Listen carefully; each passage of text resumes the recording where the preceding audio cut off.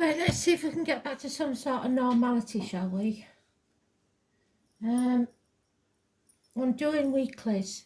For now, I will get back to eventually, I think, if I've got enough time, doing single reads for every sign. But just for now, till we get back onto an even keel, I'm doing fire, earth, air and water together. So let's see.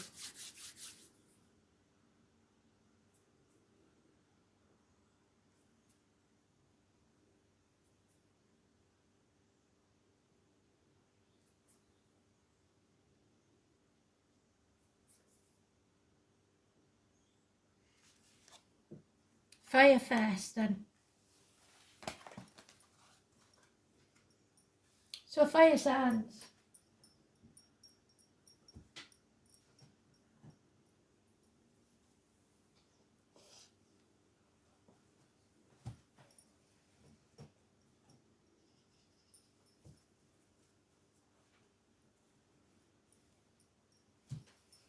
Aries, Leo, Sagittarius.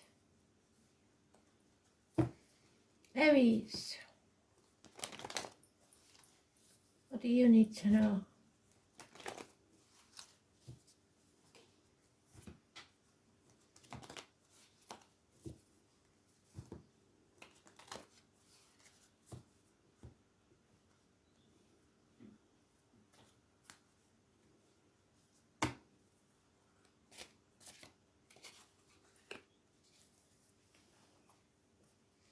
Leo,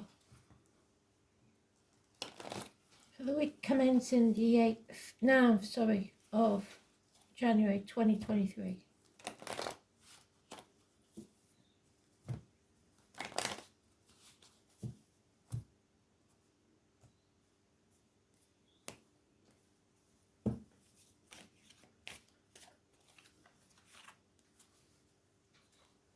And Sagittarius.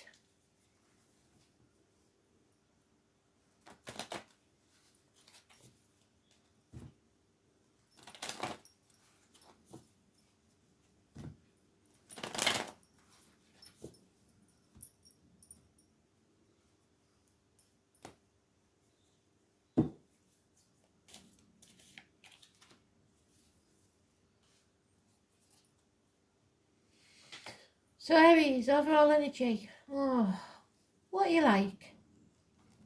Oh, I'm not good enough for anybody. I haven't got as far as I was supposed to get. I'm not achieving what I want. You're your own worst critic. You've got to realise you reap what you sow. And you know when you haven't put enough effort into something or you've neglected something. So I'm going to put a bit of light on the subject because this looks a bit dark on camera to me. Probably not for you, but it is for me, and I don't particularly like working in the dark. So 7 years is mentioned. There's no defending this situation. So either it's a job that isn't worth your effort anymore, a relationship, a situation, a friendship.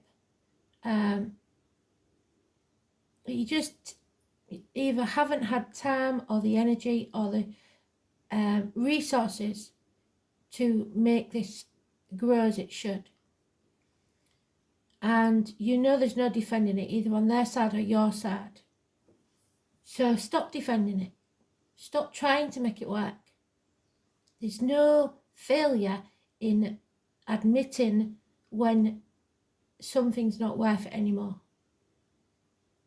And then you can take the experience and the knowledge that you've learned from this and begin something new. But it won't be from scratch because you'll have the knowledge that you've gained from this. Leo.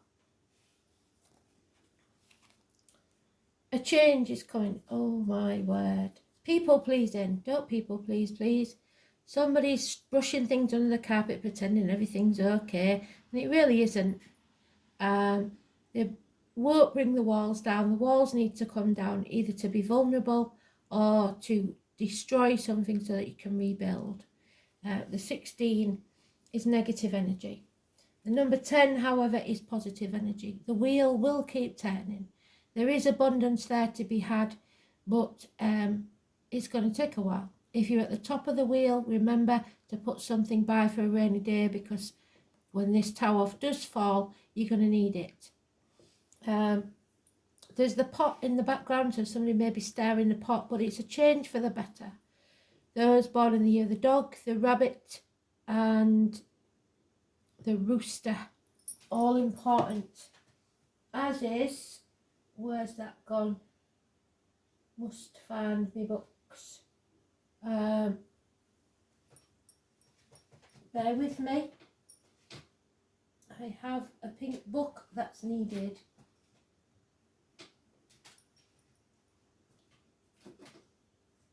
There it is.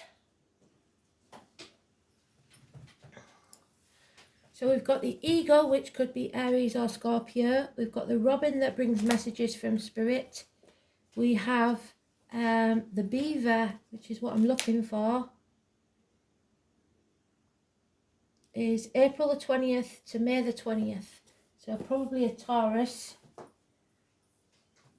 And possible pregnancy. The creating something new. Could be a child, could be a new beginning of any way, but don't people please. Sagittarius, oh my. There's the rooster again. So there are those who see when they're shown, and those who will never see. You have not, you're trying to make someone see your way, and they're never going to see it your way because they're not you. Possibly, like I said, somebody from the year of the rooster or the dog. There's 5 years mentioned here where you feel lonely in a room full of people, half erased, excommunicated, if you like, from the family or the group, feeling left out. And you've got to realise that it's not going to get any better, it's only going to get worse. So the overall story here is cut your losses. Change will be better for you in whatever situation it is. Finances are definitely going to decrease. So if you've been staying in a situation purely for the money, it's going to be made so uncomfortable for you that you're not going to want to stay. And there's no defending this situation, nor should you. So, the energy we've got, Leo's got the major arcanas. It isn't affecting Aries and Sagittarius as much, but Leo definitely. The 16 and the 10. 16 is negative, 10 is positive. The 16 is only negative because somebody is refusing to be vulnerable, let the walls down, or let something go. It's better to let the wolves in. It's like ignoring that bill behind the clock. It's not going to go away. You can keep it in limbo for so long, but eventually that tower will fall. So, let's see then.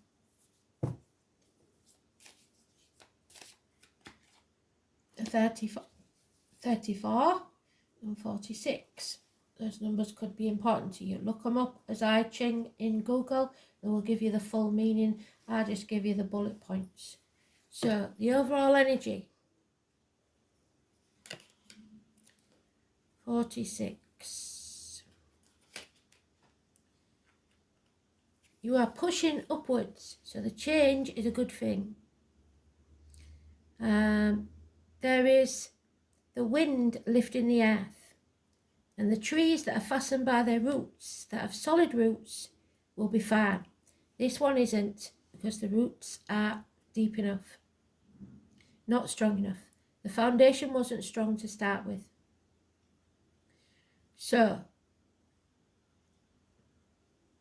the branches move silhouetted by the sky. Your personal merit will propel you upwards to a higher position, and a continuous process towards an end. So your trouble is, you fire signs, you go in half-cocked and you don't finish what you started. You've got to finish what you started. The effort and enthusiasm favours the ascent. So it all depends on you and how much effort you want to put into something. But know when something is flogging a dead horse and there's no point in carrying on. With interior strength and discipline, you can climb this long stairway, but you've got to know when to cut your losses. And then 34, this is the power of enormity, something massive. Thunder jubilantly demands from the heaven to look up and celebrate that grand moment of unrestrained nature. So finally coming into your own and being yourself instead of people pleasing. It is the moment of ascent. Strength and its omens are favourable at reaching unimaginable results. Care should be taken in the manner in which you achieve these goals, though, without committing mistakes or showing disdain to others. So you might say you want to sever ties with someone, but you don't have to do it nastily. So be careful how you treat people, because they will treat you, they will mirror you, they will give you exactly what you give them back. Let's have a rune. What we got? Oh, big fat kiss. There you go. So what's this one then? I think it's the gift. Pretty sure it's the gift. Giffle. I could be wrong. Long time. I'm a bit rusty with my runes. I've just been talking to a really nice Norwegian lady. If you can call it talking. Trying to translate what she's saying. Where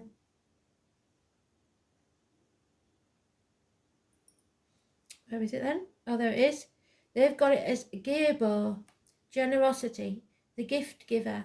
So a gift may be coming your way. Gebo.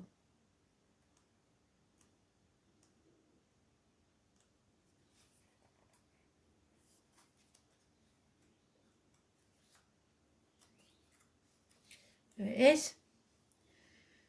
So it seems to be in the upright mostly. So the giving and receiving of gifts has been important in every society. As a gesture of mutual respect and a symbol of fondness, the custom is meant to bind people together. This may be why we still mark affectionate letters with an X to denote a kiss, while in previous ages, when most people were illiterate, documents were signed with an X. I would suggest don't sign anything at this time, especially if you're just pleasing people, because you might be causing yourself to lose financially. It's an X to signify the acceptance of a contract, bringing the aspect of relationship to the fore.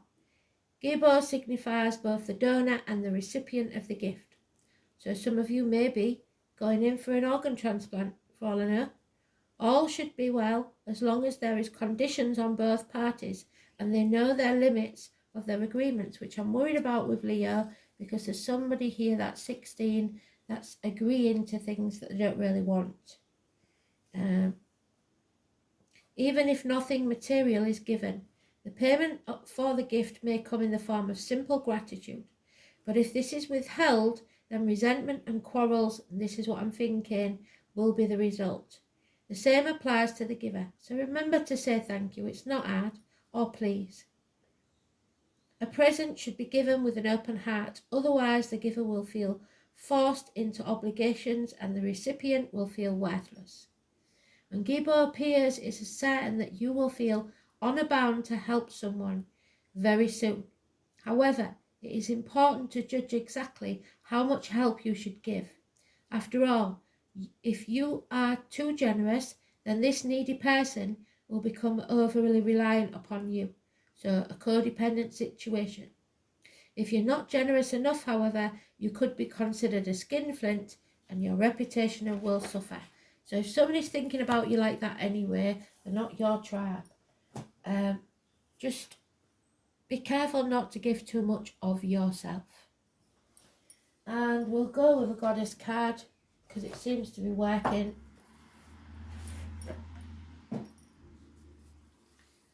Here we go.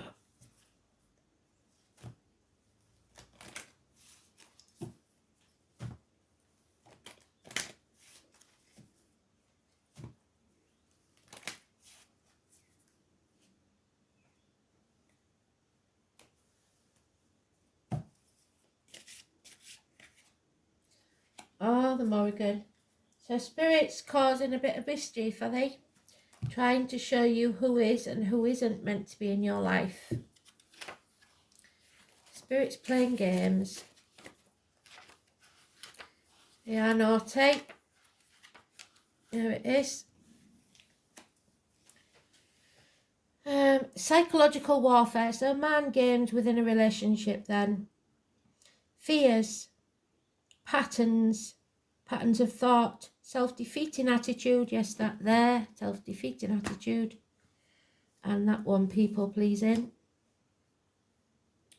You may have seen how a fighter can successfully psych out their opponent.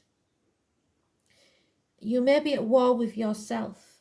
When going into battle, correct mental attitude is what's important. If you are at war with yourself, you leave a gap in your defences which your enemy will spot and exploit. If you're fighting for something, you must commit yourself completely to your cause. But this isn't worth fighting for, it says. There's no defending it anymore.